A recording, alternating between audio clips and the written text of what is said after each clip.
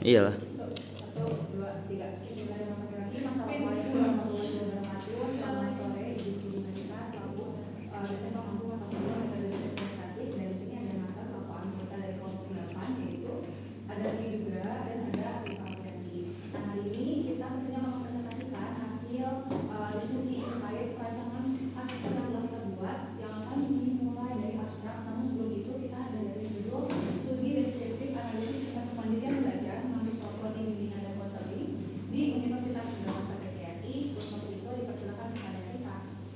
Baik, di sini ke abstrak. Penelitian ini bertujuan untuk mengetahui tingkat kemandirian belajar mahasiswa bimbingan dan konseling Universitas Indonesia PGRI. Penelitian ini menggunakan metode kuantitatif deskriptif dengan sampel sebanyak 97 mahasiswa. Hasil penelitian menunjukkan bahwa sebagian besar mahasiswa, yaitu 66%, berada pada kategori kemandirian belajar, sedangkan tingkat mahasiswa sudah cukup mampu belajar secara mandiri. Tetapi masih memerlukan arahan untuk mengoptimalkan proses belajarnya. Oleh karena itu, diperlukan upaya seperti pelatihan manajemen waktu, regulasi diri, dan konseling kelompok untuk meningkatkan kemandirian belajar mahasiswa. Oke, terima kasih banyak Viva. Barusan ada asuran yang sudah dijelaskan oleh Viva Afriati dan selanjutnya itu ada benar dua. Nah, mungkin beberapa dari teman-teman juga ibu itu mungkin menanyakan alasan kita kenapa melakukan video ini. Nah, pastinya kita sudah tidak asing bahwa mahasiswa di tingkat mahasiswa di perguruan tinggi pada idealnya memang harus sudah memiliki kemampuan belajar yang sangat mandiri. Namun pada faktanya boleh slide. Nah, namun pada faktanya, pada kenyataannya, tidak semua mahasiswa di tingkat perguruan tinggi itu memang mereka sudah memiliki potensi untuk belajar mandiri. Nah, kalau misalkan mereka itu memiliki potensi untuk belajar secara mandiri, tentunya mereka akan memiliki beberapa poin yang mereka kuasai, seperti salah satunya itu mereka ada inisiatif untuk mencari referensi dalam belajar, juga menanyakan kepada teman-teman atau ke dosen, seperti itu salah satunya. Nah, selain daripada itu, fenomena tersebut juga didukung ketika kita melakukan operasional di lapangan, khususnya di mahasiswa BK Universitas Indonesia PGRI. Ternyata memang banyak sekali ya yang memang mengalami tingkat kemandirian belajar itu yang rendah gitu kan. Salah satunya mereka tidak bisa memanage waktu, mereka juga selalu mengerjakan tugas dengan tenggat waktu yang cukup mendesak. Nah,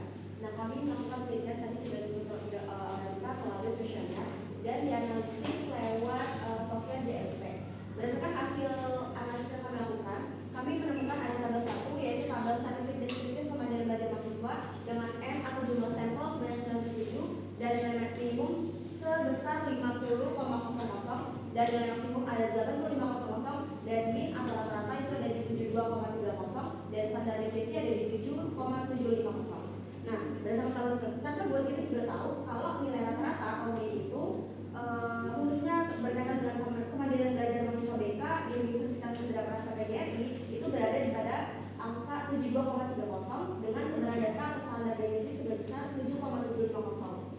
Nah, skor terendah itu diperoleh responden dengan angka 50,00 dan tertingginya itu ada di 80,00. Lalu di sini ada tabel kategorisasi tingkat kemandirian belajar melalui rumus Azwar. Kami melakukan mengambil tiga jenjang, yaitu ada tinggi, sedang, dan rendah. Hal ini karena melihat adanya keterbatasan waktu dan juga penganalisan pemasukan, makanya kami mengambil 3, yaitu interval skornya yang pertama itu adalah X lebih besar dari 80 dengan frekuensi sebanyak 16 mahasiswa, presentasinya sebesar 16%. Lalu di kategori sedang itu interval skornya itu adalah 65 lebih kecil daripada 80 dengan frekuensi sebanyak 66 mahasiswa, lalu presentasinya adalah 66%. Lalu kategori rendah ada di X lebih kecil daripada 65, frekuensinya itu ada sebanyak 14 mahasiswa dengan presentasi 14%. Nah, dari tabel tersebut kita jadi tahu kalau mayoritas mahasiswa khususnya prodi program studi BK di Unindra itu memang berada di pada rentang sedang atau menengah lanjutan karena sebesar tadi 66% atau sebanyak 66 mahasiswa. Nah, sementara itu mahasiswa yang memiliki kemandirian belajar yang tinggi itu ada di 16% atau sebanyak 16 mahasiswa. Lalu dengan kategori kemandirian belajar yang rendah itu ada di sekitar 14% atau 14 mahasiswa. Nah, selanjutnya kita masuk ke pembahasan.